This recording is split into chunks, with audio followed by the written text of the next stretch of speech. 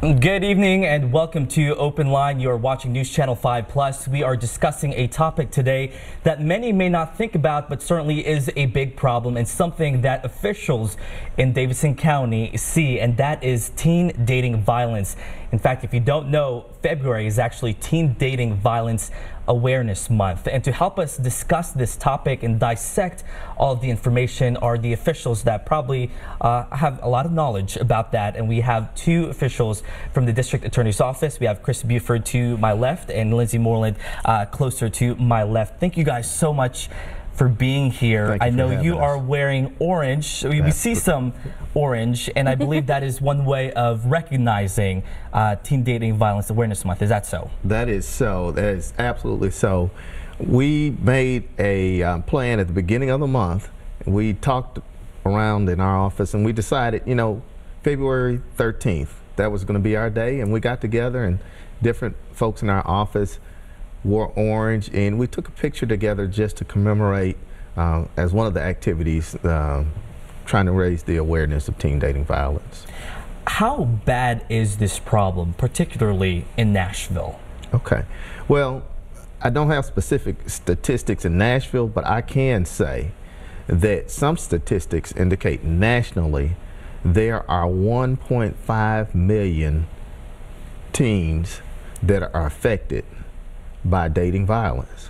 And so I think another statistic that is important to know about, 33% of those affected by dating violence say they never told anyone.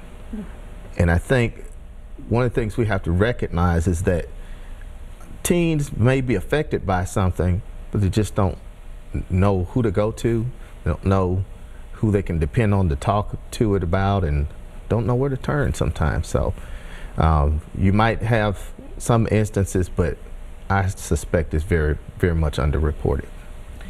If that's the case, how do you address this problem and get teenagers to come forward and report the problem? I think it starts with the parents. I agree. The parents need to watch their child, and if they're in a relationship with someone else, to watch their demeanor, to watch how they interact with each other, to look and see if one of the people is controlling the phone, is making them feel bad about themselves.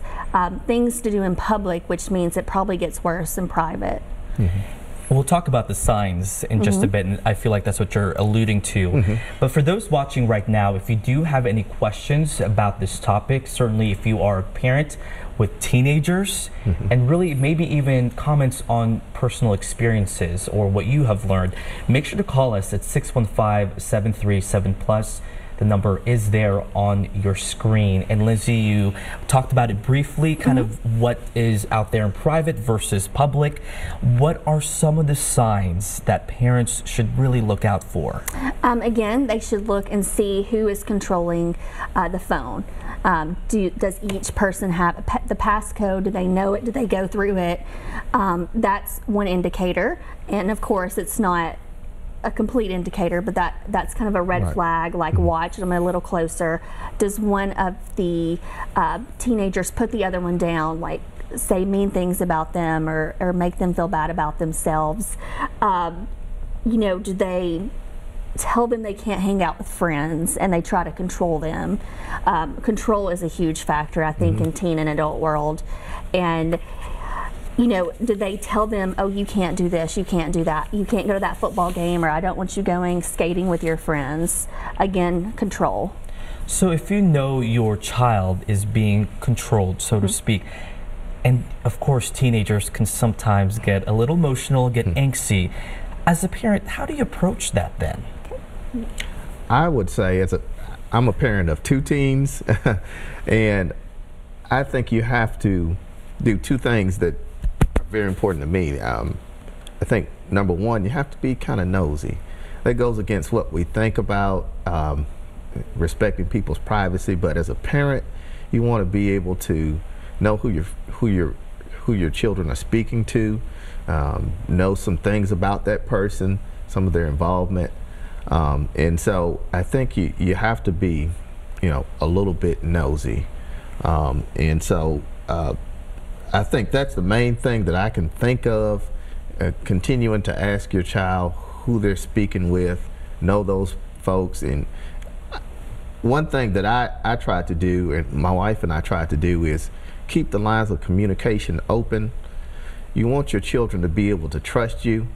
You want them to be able to feel like they can speak with you, and every little single thing they tell you won't always lead to some kind of punishment or negative repercussion, because at some point they're going to need to really talk to you about some deep, heavy issues. And if you can begin when they're young and earn their trust and try to be open to the things they're talking to you about, when things become really difficult, they might be more willing to talk to you. I mean, teens are teens, and that's a difficult thing anyway. You know, oftentimes you talk to if you can get them to not look at their phone and actually look at you. That's one big step. Yeah, I mean, that's a big step. If they're not looking at some device and they'll actually talk to you, I think that's a huge, huge step. But that begins when they're young, and when you can have conversations, when you can have fun together.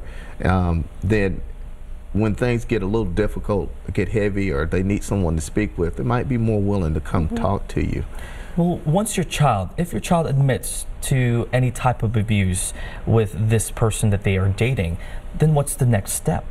So for juveniles, if you're 18 or under, if it's an immediate threat, definitely call 911. Unfortunately, we've seen circumstances where one party had a gun. Thankfully, that it usually doesn't get to that level. Usually it is at a lower level. But that, if they're in danger, 911. If it's not immediate danger, the 862 number. And then also if it's a couple days later, because usually with domestic violence with teens, they don't tell right away.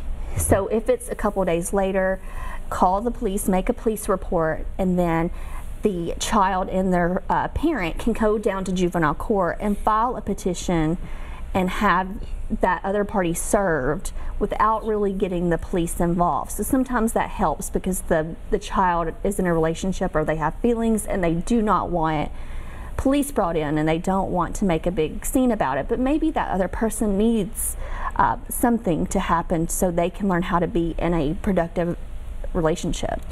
And someone in your position, you work with the juvenile court. What's the youngest case you have seen? And it seems like, is there even a range in ages? It's usually your 15 to 17-year-olds that we see. That's the majority. I mean, we have seen younger, maybe 14, but it's the normal, once they start driving, once they start getting a little bit more freedom, that's when we really see it. Yeah, I could see that. And you talked about this control. Is it safe to say that the signs of control doesn't happen right away? Right, and I think some cases it can. I think every relationship, every child is different. And that may not even be an indicator. Maybe they're just a jealous person, and maybe they're not necessarily physically abusing that person. Maybe it's just a mental abuse. So I think that you need to look through that all along. They may also hide it, so it may be a little harder to know if control is an issue.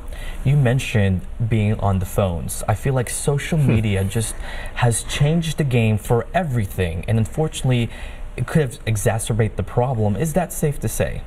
It's safe to say.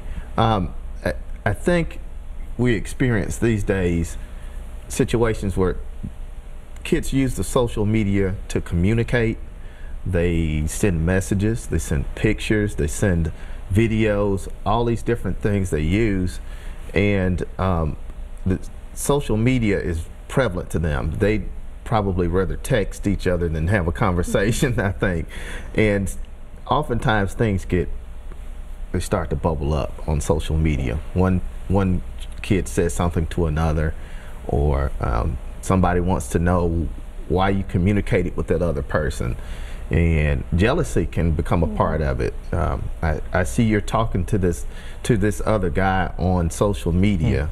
You sent him a message. I want to know what that's about. Are you seeing him?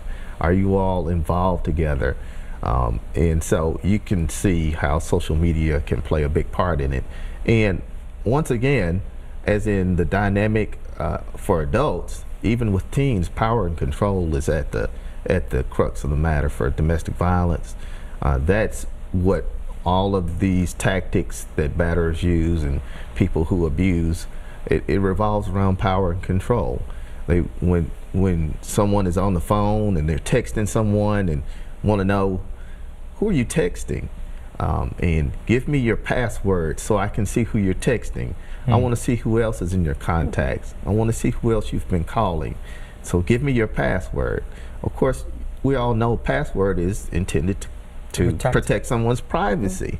And so, you know, that invasion of privacy, that's an offshoot of power and control. It's an offshoot of one person wanting to be able to control who another person is speaking with, what they're saying, what they're talking about, how often they speak, when they talk to each other, where they can plan on going. All these different things happen with the social media, and still, at the crux of the matter, it's power and control. With that being said, again, if you guys have any question, feel free to call us. The line is 615-737+. We'll have much more on this very important topic after the break.